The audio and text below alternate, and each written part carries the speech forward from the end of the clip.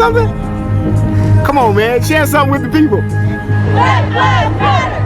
Black lives matter! Black lives matter! Black lives matter! Black lives matter! Well, I really don't understand like what's so scary about us. Like why are we still being treated like this? My dad grew up in a time where they did the marches, was running from German Shepherds. To this day, he hates the dog German Shepherd. He said he'll kill it. But like, why are we still dealing with this? We have so many advances in technology, science, medication, and we helped with that. And we were sometimes, you know, dummies for that stuff. Why are we still being treated like this? Like, we just want to have our education, build our families, and succeed in life just like they do. And then why are so many people blind to what we go through? I mean, we're still people. If you scrape my skin, you're going to see flesh under here. You're not going to see blackness. So why are you still treating me like I'm a diseased person? Like, why are you treating me like that? You know, like, exactly. I don't get it. Black lives matter! Black lives matter! Black lives matter! Black lives matter! Black lives matter! Black lives matter! Black lives matter! Black lives matter! Black lives matter! This is mecha. This is a mecha symbol, and it's Chicana with an X because I identify with my indigenous roots. Okay. I acknowledge them. I think a lot of people in Mexico like to forget about the indigenous people or like to pretend they're not there and just put them in museums, but they're still there. They're still very much a part of what Mexico is. So yeah, I'm very much for remembering that we come from indigenous people, from the Mexica people, from the Aztecs. So how do you feel that, you know, a lot of things that happen within history with you know, the Mexican people, how a lot of land was stolen from them and colonized, and how do you relate to what's going on here today with some of that? Well, I don't know. I mean, it's always been happening, right?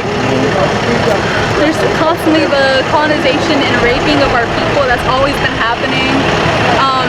I think I really like the symbol, like the eagle. Another one is like the hummingbird, and I really like the symbols with like wings and birds because that's what we are. We're people that move, and we're not allowed to move. We're not allowed to like go where we please, but that's how our people have been all the time. The Aztecs went from southwest United States down to Mexico City because their God told them to, and now there's the Mexican people coming back up.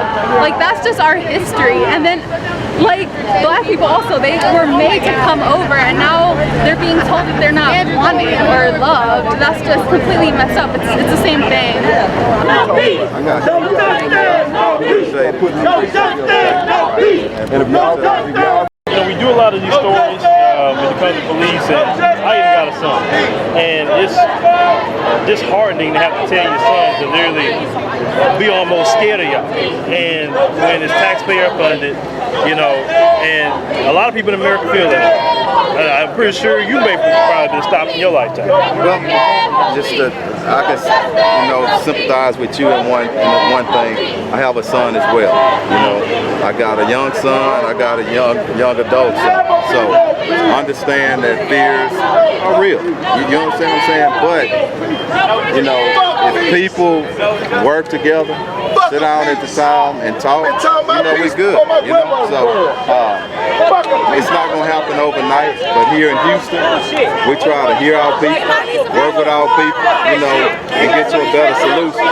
One thing that's kind of disheartening, and I don't have a whole lot of patience with, people who say different things and make different accusations, and that's fine. We're here and people can protest and do whatever they want to. But if you don't have a solution or some you know, reasonable, you know, way that we can all move forward, I think you're burning up a whole lot of energy, man. You know, so yeah. Well, do you feel that, you know, some people feel that within the community, if they had maybe more black police officers in the black community, they probably understand them a little more. Is that one solution that we probably can have? Possibly? Whenever we can have more diversity, it's a good thing. We're the most diverse city in the nation, okay? So diversity is a strength. We understand that. But I'm not going to discount one group of officers who served the community for many years, and some of them have died out here. Some of them have worked all areas. They happen to be Caucasian. You know what? If they hadn't done wrong, I'm not finna indict all of them. What we need to do is single the officers out who are doing wrong. Hold them accountable. You understand what I'm saying? Whatever way. Okay, that's the solution. Okay, all of the divisiveness and saying, well, you know what, this group of, yes, I'll tell you, whenever we can have more diversity, it's even better.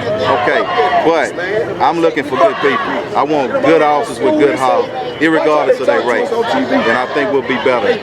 Now you talked about getting rid of the ones that's doing wrong. I've done a lot of stories on good officers who made reports in good faith, and either they got suspended or some of them even got death threats from reporting other officers that's doing wrong. Why does that happen to good officers? Well, I don't know what department you're talking about in. I don't know, you know, what area. We got very strong policies, and we don't tolerate retaliation. If we have some officers that have, you know, brought to light police misconduct, we deal with that, and we protect those officers, you know, so we don't have that problem in Houston, okay?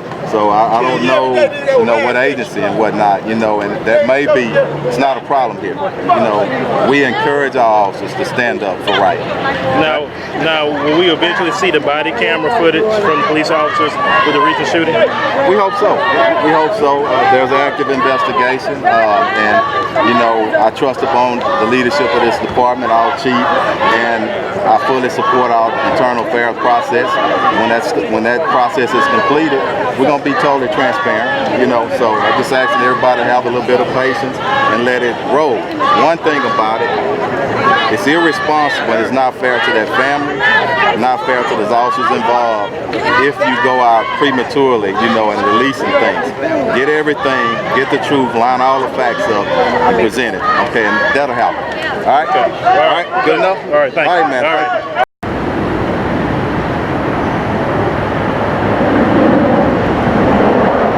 Here with Bevan Bigger, she had a viral photo that was posted a few days ago about a sign that she had put right here in Houston.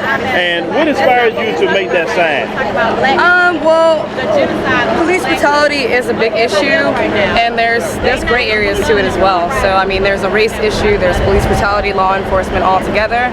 But what I wanted to do is to bring awareness to an issue and not put race on it, even though that is an issue, right? So basically what I said is we have trained cops who can basically put a gun, they can panic and do things on impulse, but us untrained civilians have to remain calm with a gun in our face, right? So what I think that we should do, instead of just protesting, is we do it in paper. That's what they answer to. That's kind of what I'm trying to put out there, is we do a lot of protests, a lot of blockings of the roads, but nobody has filed complaints to the chief of police at all. Which is an issue. So how would they go about doing it? Well, I have it on my Facebook. It's really long. It's kind of a long process. But you can go online and just type in how to file a complaint on a cop, and there's detail to it. Or you can just follow me on my Instagram, The Royal Badness, or you can just follow me on Facebook, Bevan Biggers. I have all the information that you need. And I have a little forum that I do every single day at 12 p.m. So there's problems, and then we have to have solutions. You can't just have the problem and complain about it. We have to stop doing things based off emotion and do everything by the law, by the books, hit them where it hurts. That's how you do it. So since you went viral, what's been the overall response to the people that's coming to, you know, your page, viewing the viral photo? I've been getting a lot of questions. A lot of people don't have avenues. They don't have answers. They don't know how to do these things. They don't know how to file to the chief of police. They don't know where to find black businesses. They don't know how to do a lot of things. And I've gotten a lot of death threats, which is, I'm okay with that. They're killing us anyways, right? But it's been, for the most part, very, very positive. From every race, gender, community, it's been a lot of really great feedback. Black lives matter! Black lives matter! Black lives matter! Black lives matter! Black lives matter! So I was watching you just now confront the media, KPRC, ABC 13 local media, and you asked them one question and they refused to answer. Now, obviously, if they refuse to answer your question, then it's self-explanatory why they're here. And explain to me and to the people that's gonna watch, why you were so angry at them in their response.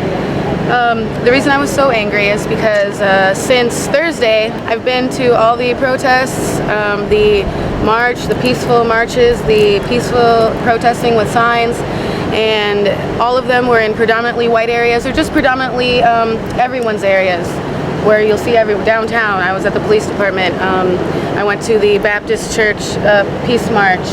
I've been at City Hall. I'm here today in 3rd Ward, a predominantly black community in Houston. And upon my arrival, I thought maybe something terrible had happened, that a crime had been committed, because the feeder, which is the road next to the freeway here in Houston, for blocks, they blocked it off, and there are cops, paddy wagons all over. The entire parking lot is covered with police.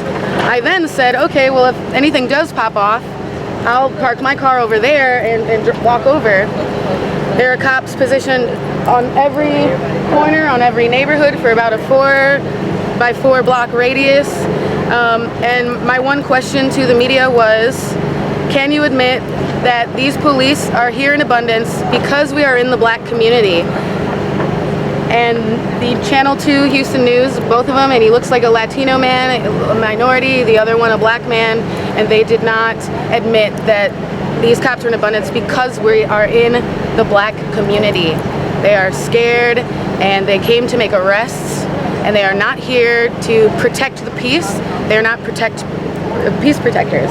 And the news, the fact that they're here filming, recording people, taking names, documenting this, but then even them behind the cameras that you don't see can't just admit, yes, black people are not treated equally to whites, because the white protest, there was like 1 or 2 cops there. I was at the police department and there were 3. I saw more cops here than I did at the Hive, at the headquarters. There were only 3 there. I can't count how many I've seen right now today. And yes, that breaks my heart. That makes me sad. That makes me hurt. And what emotion is fueled by hurt? Anger. And I'm also angry. In blocks for blocks. That's what my sign is. Closed down the feeder. It's not my job to admit. It's not my job to admit anything. I'm asking you as a human being. No. Doing the news. Can you admit that they are here because we're here? No, that's what my sign is saying. They need. Can you admit it? Can you say yes? That's why. That's what my sign is saying. Is de-escalate. Can you say that? They're recording and they can't. They don't even know the truth and they're recording us. Nope. I'm not. You tell me the truth. Help me tell the truth. Admit the truth first. You have to acknowledge there's a problem, and then we can fix it. So yes, the big problem is black people are treated differently. Black people. I will. Is it on? Yeah. That's what they tell them. Yeah, you tell them. Tell them straight like. So out of that anger, what are you prepared to do? Because we could protest here, and that's great. But it's something I've been suggesting on our channel. That we need to remove black dollars out this economy. Do you agree with that? I would like to say to support minority business, no matter what color. It's time to unite, and even small businesses, and even white America can see what's happening, and they don't stand for it, and they're tired of it. They're out here with us. This is not just black people protesting, but yes, we need to put the money into the black community, into the minority community, into individual family businesses, even white-owned, individual, not the corporation. But more importantly, and I'm going to say this, and this I even feel is dangerous for me to say, more importantly, we need to remove donations from the political process. We can't rely on the vote if our politicians have been bought, and they've been bought by oil and gas. This is Houston, we're in the oil and gas community. If politicians could not receive anything but their income once they're in office, then maybe they could actually fight for what matters and make real decisions instead of being bullied, influenced, blackmailed by greed. Because the Koch brothers that own an oil and gas company paid $1 billion for the Republican Party to be for destruction of the environment. There is a documentary every single human being on this planet needs to watch. We're not fighting for Black Lives Matter. white lives matter, yellow lives matter. It's all humanity. We are in big trouble here and we're fighting over colors. I am black and white. I think this is ridiculous. My heart is broken. Oil and gas. The documentary's name is Learn to Love to Let Go of the World, or Learn to Let Go of the World and Love What You Climate Cannot Change. We need to get together and we should be protesting outside of the oil and gas and be like, all of us matter. You're killing our environment, which is killing us, and these cops, they can't do anything. They're trapped in the system. They have a brotherhood. Worse than gang mentality. It's the biggest mob, and they're out here to stop us for doing the right thing. And that's it. Oil and gas. We have to remove money and greed from our politics, and then we could maybe then we could actually see change, because they'd be more focused on the real issues instead of just who they're pissing off or who's going to come, and who knows what they'll do if you're not following the agreement when you've accepted a $1 billion check. Alva, Braziel! Alva, Braziel! Alva, Braziel! I've always felt like I was an empathetic person and I was taught to treat people with respect, but because of my background and my family members, there was like a shadow in my mind of how I viewed certain people, and it was subconscious. It wasn't something that I was aware of until last week. There was a discussion, a very passionate discussion between one of my black gal pals and a white gal about the Alton Sterling shooting. And seeing that and seeing the tears and the pain of the oppressed is what lit the fire within me. And understanding that we're all beautiful people that have lives and mothers and children and excuse me. So it's lit a fire in me to take action and to fall in love with strangers and with people that I would have never thought. No, I feel yeah.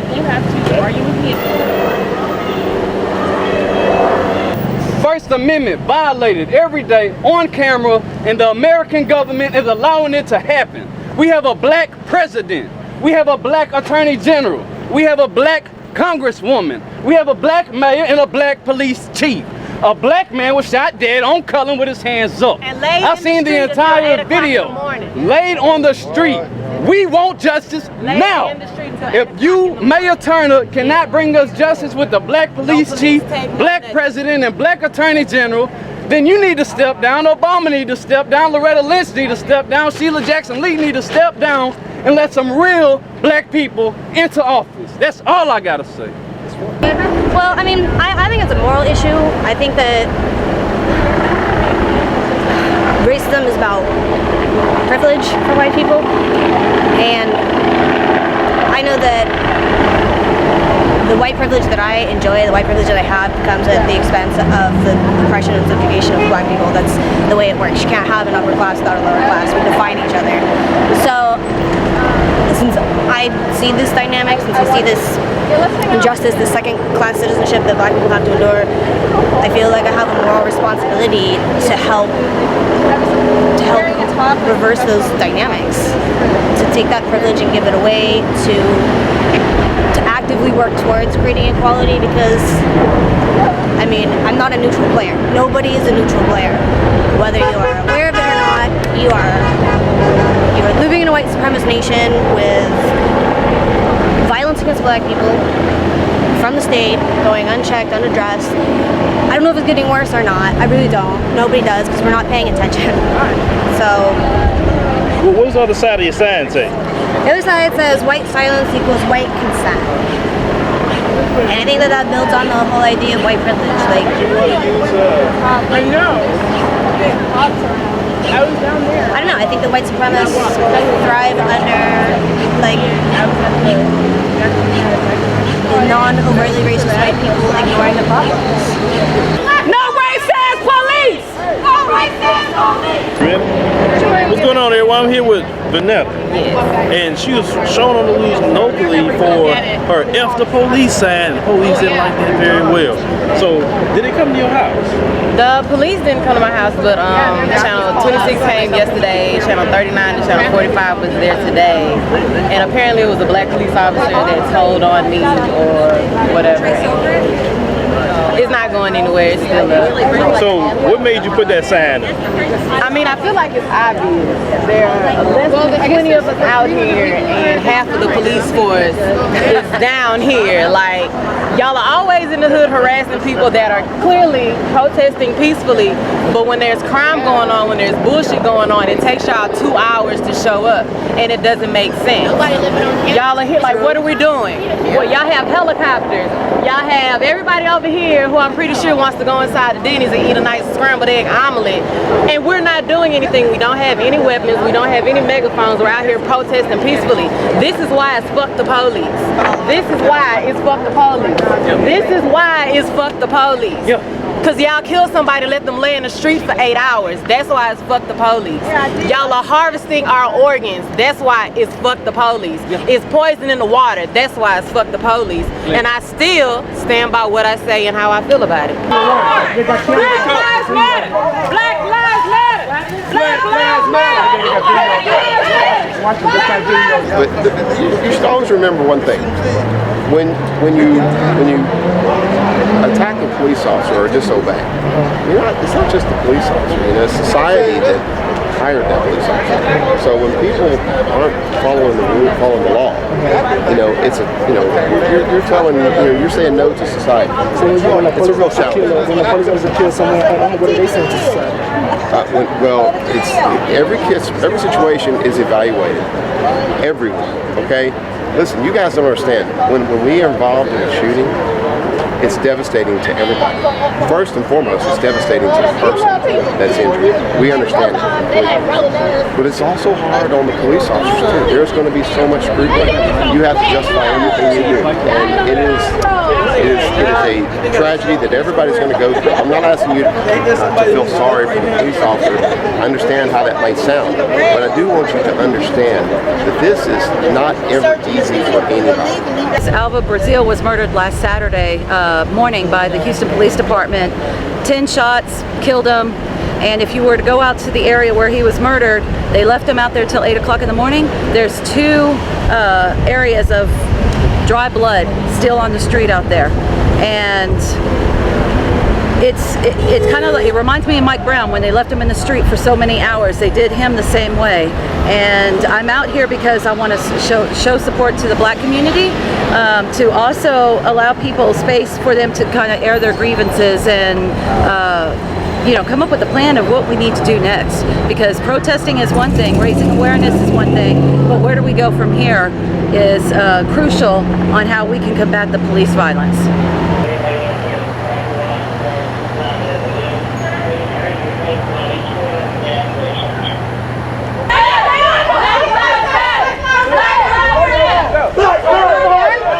It's the same message, so I can't say, oh, all lives matter when it's not all lives that's been showing the media being killed by the hands of police. It's us, it's Black Lives Matter. So I just feel like, that all lives matter was just pretty much to basically knock out our movement, where we were coming from. And it's just crazy because it's our own that's saying all lives matter, not really understanding what's being taken away from our movement. And it's just crazy, but that's America with 3 Ks in it, that's where we live. I don't get it, we work so hard. Exactly. It's already hard enough. Yep. Why do we still have to do it? We don't have the knowledge, especially our generation, my generation. We don't grow up, we haven't grown up with the knowledge. We don't have that same spirit of fight. This is our Rosa Parks time right now.